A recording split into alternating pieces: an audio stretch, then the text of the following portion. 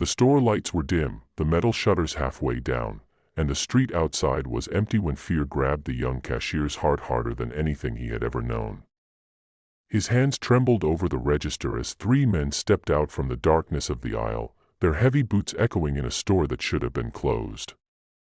The thugs hadn't come to shop. They had waited, watched, and timed their moment for when he was alone. At 19, Liam had survived disappointment, hunger, and loneliness, but he had never faced danger this close, this real, this terrifying. What he didn't know, what the thugs didn't know, was that in the far corner of the store, behind a stand of stacked bottles, a group of silent, leather-clad bikers were still inside. If you believe in kindness, second chances, and humanity surprising you when you least expect it, please like, comment, share, and subscribe to the channel right now. It helps spread stories of hope in a world that needs it. Liam worked the late shift because no one else wanted it. It wasn't that he loved the quiet nights or the dusty aisles. It was that he needed the paycheck. When his father walked out 4 years earlier, leaving nothing but a stack of unpaid bills and a mother falling apart, Liam became the adult in the house. He worked before school, after school, and eventually dropped out to work full-time when his mom's health collapsed. Every dollar kept the lights on. Every sigh reminded him he was too young for this weight. Tonight was supposed to be like any other night. His manager left early. The last customer walked out. He locked the doors. But he missed one. Or three. The thugs towered over him, breathing stale anger and hunger for control. One slammed the counter with a fist that sounded like wood cracking.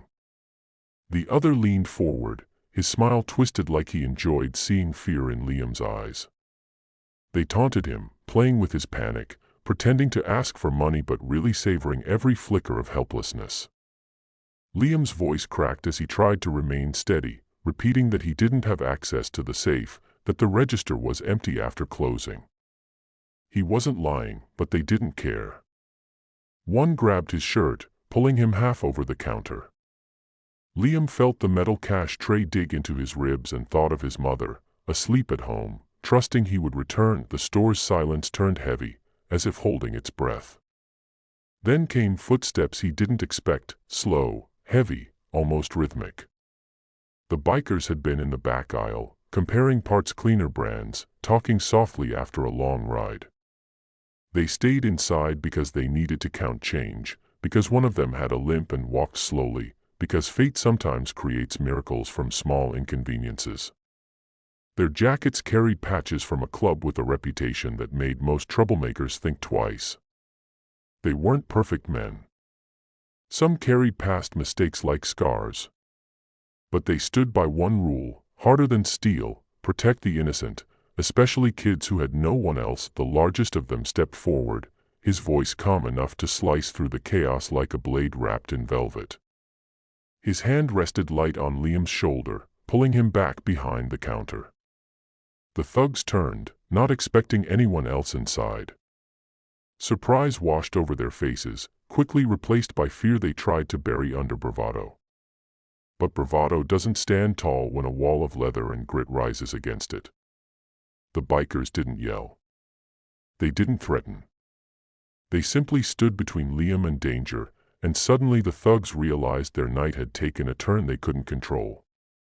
The leader's eyes carried a warning deeper than words. The thugs backed away, still barking threats that shook like empty cans, then rushed out into the street, disappearing into the night they came from. Liam collapsed behind the counter, shaking so hard he could barely breathe. The biker leader knelt beside him and helped him sit straight. He asked if Liam was okay, if he needed to call someone. Liam tried to answer, but the words tangled inside the storm of fear and relief. Tears came instead, quiet and ashamed. The bikers didn't mock him or judge him. They let him breathe, let him find whatever part of himself felt safe again. One went to the door and locked it tight, another grabbed a bottle of water, another checked the aisles to make sure no one else lurked in the dark. They worked silently, like a unit trained not by military drills but by life's hardest lessons. When Liam finally spoke, he told them about his mother, about the bills, about the nights he felt like his future was a hallway with no doors.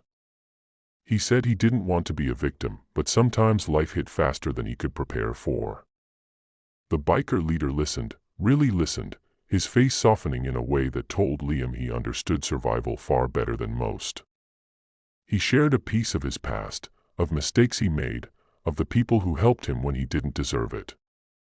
That moment wasn't about heroism. It was about broken men trying to make fewer people break after them. Before leaving, the bikers made sure Liam was safe. They waited until a patrol car passed outside, just to be sure the thugs wouldn't return. One of them slipped a card into Liam's hand with a number and a simple message written in rough handwriting telling him to call if he ever needed help, work, or just someone to talk to when nights felt too heavy. They didn't promise miracles. They offered something stronger, presence. The next morning, Liam woke to find one of the bikers waiting outside his apartment building, holding a paper bag with breakfast. It wasn't charity. It was connection. Over the next weeks, the bikers checked on him, helped him repair his bike so he could ride to work instead of walking, and even helped his mother receive medical support from a local charity they knew through the community. Liam didn't become one of them, not in the patch-wearing way. But he carried their lesson everywhere. Even when the world corners you, someone out there has the strength to stand beside you. Sometimes help arrives from the shadows wearing leather and scars. Sometimes the toughest people carry the softest codes of honor. If this story touched your heart, please like the video, leave a comment, share it with someone who might need a spark of hope, and subscribe for more inspiring stories.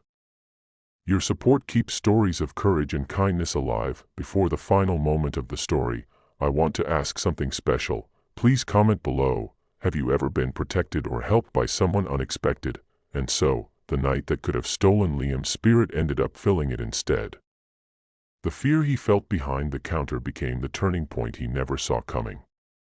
The bikers weren't angels, not in the heavenly sense.